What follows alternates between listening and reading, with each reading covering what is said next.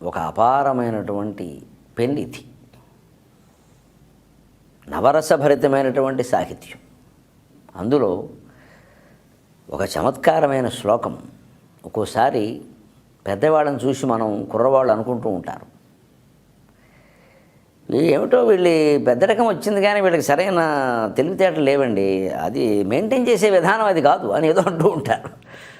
అది అనేక విషయాలు, సంస్థల విషయంలో జరుగుతుంది, సంసారం విషయంలో కూడా జరుగుతుంది. ఓ పెద్ద ఆయన ఉంటాడు, ఆయన ఏదో కొంచెం భార్యకి లొక్కు అయినట్టుగా ఉంటాడు.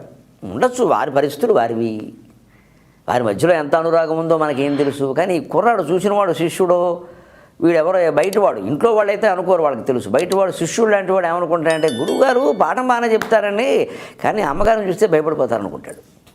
అదే కథ పూర్వం జరిగింది ఒకసారి. ఓ గురువుగారి దగ్గర ఓ శిష్యుడు ఉన్నాడు. సరే అక్కడ రోజు గురువుగారింటోనే భోజనంగా గురుకులం కదా చేసేవాడు. రోజు ఇంకా ఆవిడ తిట్టు లేదు, ఆవిడ గయ్యాళి గంప, ఆయన కర్మ అది. సరే ఆయన ఏమిటంటే ఏదో పాపం చేసుకున్నాం ఇలాంటిది దొరికింది అనుకున్నాడు. మాకు వ్యాకరణంలో ఓ మాట ఉంటుంది, కర్మంబన ద్వితీయగు అని, కారక పరిచ్ఛేదం అని ఉంటుంది బాల వ్యాకరణంలో. అందులో సూత్రం ఏమిటంటే రెండోది కర్మంబన ద్వితీయగు, అంటే ద్వితీయ విభక్తి ఎప్పుడు వస్తుంది అంటే కర్మవాచక శబ్దానికి వస్తుంది. ఏదో అతడు పుస్తకమును చదివాను, పుస్తకము అనేది కర్మ కదా మరి, అందుకని నువ్వు ద్వితీయ విభక్తి, అది దేనికి వస్తుంది కర్మవాచక శబ్దానికి వస్తుంది. అంటే మా మాస్టర్ విచిత్రమైన అర్థం చెప్పేవారు, ద్వితీయ అంటే పెళ్ళమని అర్థం ఉందిరా, నీ కర్మ కొద్దీ నీకు పెళ్ళం వస్తుంది అర్థం అని చెప్పేవాడే. ఆ మాట చెప్పడం వల్ల ఇప్పుడు గుర్తుంది. అది మామూలుగా కర్మంబన ద్వితీయ కంటే గుర్తుండేది కాదు. చమత్కారం యొక్క ప్రయోజనం ఎప్పుడూ అది. ఒక గంభీరమైన విషయానికి మనం కొంచెం హాస్యం చమత్కారం జోడించామనుకోండి, ఒక్కసారి నవ్వుతాం కదా, శరీరంలో అవయవాలన్నీ కదులుతాయి కదా, అప్పుడు అది గుర్తుండిపోతుంది. అప్పుడు ఈ చలోక్తి, ఆ చలోక్తితో పాటే గంభీరమైన విషయం సూక్తి గుర్తొస్తుంది. అంటే సూక్తికి జోడించి చలోక్తి ఉంటే సూక్తులు గుర్తుంటాయి. సూక్తులు జీవితాన్ని బాగు చేస్తాయి, చలోక్తులు కేవలం నవ్విస్తాయి.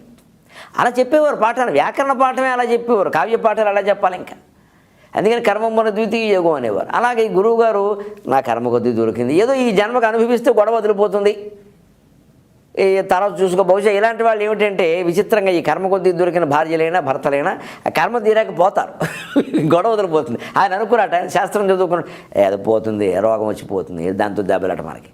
ఎందుకంటే ఈ ఎబ్బలాట పెట్టుకుని గొడవ పెడితే ఇది ఈ జన్మకి ఏమైనా ఇన్ని రోగం వచ్చి ఈనిపోతే మళ్ళీ ఈ బెళ్ళం తప్పదు. ఎందుకంటే ఏదో కర్మ కొద్దీ వచ్చిందంటే ఇంకా అనుభవించడమే వదిలిపోతుంది. ప్రారంధ వశాత్తను వదిలికిస్తే ఈ శిష్యుడు వీడు కూర మరి యంగ్టర్ కదండి, యూత్ కాంగ్రెస్ కదా, వీడు తినగా ఎందుకుంటారు. గురువుగారు రౌతు సరైన వాడైతే గుర్రం బాగుంటుందండి, అప్పుడు వీడితో పెద్ద సరైన రౌతు ఇక్కడ అని చెప్పి వాడు అప్పుడప్పుడు గురువుగారు సలహా ఇచ్చేవాట. గురువుగారు మీరు కొంచెం అంటే మీ దగ్గర చనువు ఉన్నవాడు కాబట్టి చెబుతున్నానండి, మీరు సంసారంలో వేలెట్టడం కాదు, మీరు కొంచెం గట్టిగా ఉండాలని. అంటే నాయన చాలా గట్టిగా ఉన్నాం, పైన చూసావా గట్టిగా తగిలే, వద్దు ఎందుకు వచ్చింది నీకు తెలియదు, పెళ్ళి అయితే తెలుస్తుందన్నట్ట. అబ్బాయి మీకు మళ్ళీ మేము ఉంటాం ఏంటండి అనేవాట. సరే తర్వాత వీడు చదువు అయింది, సమావర్తనం అంటారు, ఆ కాలంలో చేసేవారు. గురువు అనుజ్ఞ ఇస్తేనే పెళ్లి చేసుకోవాలి. ఆ గురువు దగ్గర అనుజ్ఞ తీసుకుని వెళ్ళిన వాడిని సమావర్తనం అనేవారు ఆ కార్యక్రమాన్ని. అది ఆ సమావర్తనమైంది, వీడు పెళ్లి చేసుకున్నాడు. సరే ఓ 2 ఏళ్ళు అయింది. ఎప్పుడు ఏమాయ్ మళ్ళీ వచ్చాడు గురువుగారిని చూద్దాం, సంసారం రండి మా ఇంటికి రండి చూపిస్తా మరి రౌత్ అంటే ఏంటో అన్నాడు. సరే పోన్లేని ఓసారి ఎప్పుడో అవసరమయ్యో సరదాకో మొత్తం మీద తప్పనిసరయ్యో ఈయన వెళ్ళాడు. వెడితే వాళ్ళ ఆవిడ వడ్డిస్తోంది ఈ శిష్యుడు భార్య. ఈ శిష్యుడు ఏం చేశాడు, వీడు తక్కువ వాడు కాదు, వీడు గురువుగారిని ఏదో మాట్లాడాడు కానీ వీడు ఒక 2 ఏళ్ళలో మొత్తం అర్థమైపోయి ఆవిడ కాడమే పడిపోయాడు. ఆవిడ అంతకంటే గయ్యాడి. కానీ ఇప్పుడు బయట పడితే గురువుగారి ముందు ఆయన ఆక్షేపిస్తాడు, నాన్న మరి నువ్వు చేసిన పని ఏమిటంటాడు. అందుకని ముందే భార్య కాళ్ళు పట్టుకుని గురువు ఓ మాట చెప్పాట. చెప్పి ఇగో మా గురువుగారు ఉన్నంతసేపు నా పరువు కాపాడు, ఎందుకంటే ఆయనతో నేను సవాల్ చేశాను భార్య గురించి. అందుకని ఆ వంట అయిపోయి భోజనాలు అయిపోయి మేము ఇద్దరం బయటికి వెళ్ళి ఆయన బస్సు ఎక్కించే వరకు కాస్త నేను ఏమన్నా సరే కావాలంటే తిట్టిన తిట్లన్నీ కాగితం రాసుకుని మళ్ళీ తర్వాత రాత్రి తిట్టే నేను కాదని అన్నాం, కొట్టినా సరే పడతాను, ఆయన ముందు మాత్రం నా పరువు కాపాడని దండం పెట్టేస్తే ఫోన్లే తాళి కట్టావు కదా ఒక అవకాశం ఇచ్చామంది ఆవిడ. సరే మొత్తం మీద ఒక నాటకం నడుస్తుంది, ఈ ఇద్దరు కూర్చున్నారు. ఇంతట్లో ఆవిడ వడ్డిస్తుంది, ఏదో నడుస్తుంది. ఇంకా ఏటే చెప్తుండే బుద్ధి లేకుండా ఇక శుభ్రంగా వడ్డించి ఏటే సంమోహన్ నువ్వు ఇష్టం వచ్చినట్టు తిట్టేస్తున్నాడు. ఆవిడ అలా చూస్తూ గురువుగారు కూడా అలా చూస్తూ మనం వాడిని నిజంగా గట్టివాడు ఇవ్వడం నాకెంత ధైర్యమే లేదనుకుంటున్నాడు. తీరా అప్పుడు కాస్త పులుసు ఈ చట్టి అనేవారు, పులుసు చట్టి అనేవారు. కుండలోనే ఒక రకం, అది ఏదో కుండలా ఉండదు అలాగని పళ్ళెంలా ఉండదు, చట్టిలా ఉంటుంది, సరిగ్గా వడ్డించడానికి వీలుగా ఉంటుంది. ఆ చట్టిలో కాచింది పులుసు. పడింది చూస్తోంది.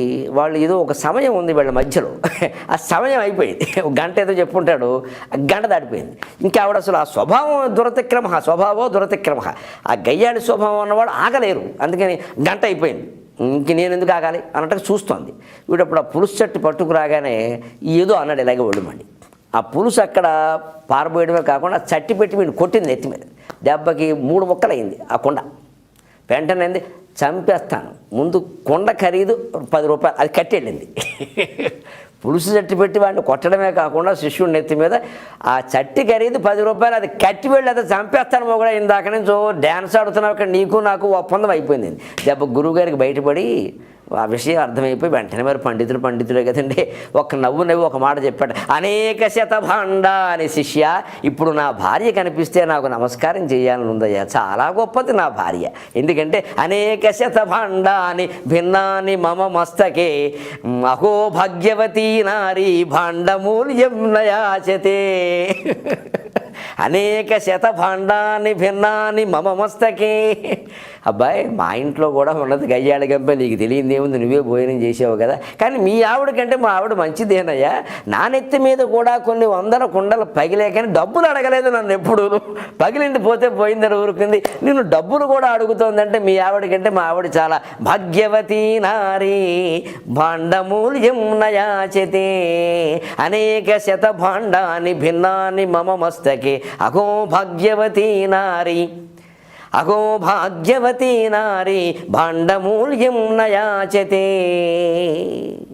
ఇది చమత్కారం. అంటే దీని సారాంశం ఏమిటంటే, గంభీరంగా ఎప్పుడు ఎదుటి వాళ్ళ సంసారాన్నో ఎదుటి వాళ్ళ సంస్థ నిర్వహించే విధానాన్నో మనం ఆక్షేపించకూడదు. అది వాళ్ళు ఏమన్నా మనకు బాగా దగ్గర మిత్రులైతే నిజంగా ఆదుకోవడం కోసం ఓ మాట చెప్పొచ్చు, అది రహస్యంగా చెబుతాం. కానీ చాలామంది లోకంలో అలా ఉండరు. అసలు ఎదుటి వాళ్ళ వైఫల్యాలు దెప్పడమే పని. ముఖ్యంగా బంధువుల్లో ఉంటారు ఇలాగా. వాడు కష్టపడి వాడు ఉద్యోగం ఏదో వాడి సంస్థలో చేసుకుంటూ ఉంటే వీడు ఎందులోనూ నిలబడ్డే, ఇంకా వాడు వెళ్ళలేదు అందులోకి, ఇప్పుడు ముందే శాపం. లేకపోతే వాడు కష్టపడి ఏదైనా ప్రసిద్ధమైన దేవాలయంలో ఒక ఉద్యోగం సంపాదించాడు అనుకోండి, వాడు బాగుపడ్డం మనకి ఇష్టం లేక దేవుడు సొమ్ముతున్న వాళ్ళు ఎవరు బాగుపడరు. ఎందుకు ఈ కామెంటు? అంటే వాడికి ఉద్యోగం రావడం ఇష్టం లేదు. ఇంత భయంకరంగా ఉంటారండి బంధువర్గం. ఏమనమనం లేదు, మిత్రులు ఉంటారు, ఇలా బంధువులే ఉంటారు. గిట్టదు, అసలు గిట్టదు. ఏదో ఒక వంక లేదు. ఆయన చాలా ప్రసిద్ధుడండి, మీకు బంధువుడు కదా అంటే, ఆయన చిన్నప్పుడు గోజుగొడ్డు ఎట్టుకుని మా ముందే, చిన్నప్పుడు గోజుగొడ్డు పట్టుకోదు ఏం చేసి ఫ్రిడ్జ్లో కూర్చుంటాడా, సూట్ కేసు చేసుకుంటాడా? అంటే ఏదో ఒక లొసుగు, లోటైన మాట వాడి గురించి చెబితే తప్ప మన హృదయాలు శాంతించడం లేదు. అంటే మన పురాణాలు దేనికి, కావ్యాలు దేనికి, వేదశాస్త్రాలు దేనికి, అసలు మానవ జన్మ దేనికి? వాళ్ళని ఆక్షేపించడమే మన పైన. ఈ సంస్కారం అలవాటు చేసుకోవాలి. ఏదో బాగుందిరా సుఖం పోరే, ఇన్నాళ్ళకి ఆలస్యం అయితే ఎందుకని మంచి ఉద్యోగం వచ్చిందమ్మా, జాగ్రత్త చేసుకో, స్వామివారిని నమ్ముకో అంటే సుఖంగా ఉంటాడుగా. రేపొద్దున తర్వాత మొదటి జీతం వచ్చాక మనకే ఏదో బట్టలు కొని పట్టుకొస్తారు, పెదనాన్నగారు మీరు ఆశీర్వదించారు మీరు నాకు బాగుందని. ఈ సంబంధాలు మంచిదా, అసూయపడి వాదన చేయడం మంచిదా? ఇలాగా గురువుగారి సంసారంలో వేలెట్టి వాదించినందుకు వీడి బతుకు ఏమైందండి? ఇది మనం ఆలోచించి అటువంటి స్థితులు జీవితంలో రాకుండా జాగ్రత్త పడి చేసుకోవాలి.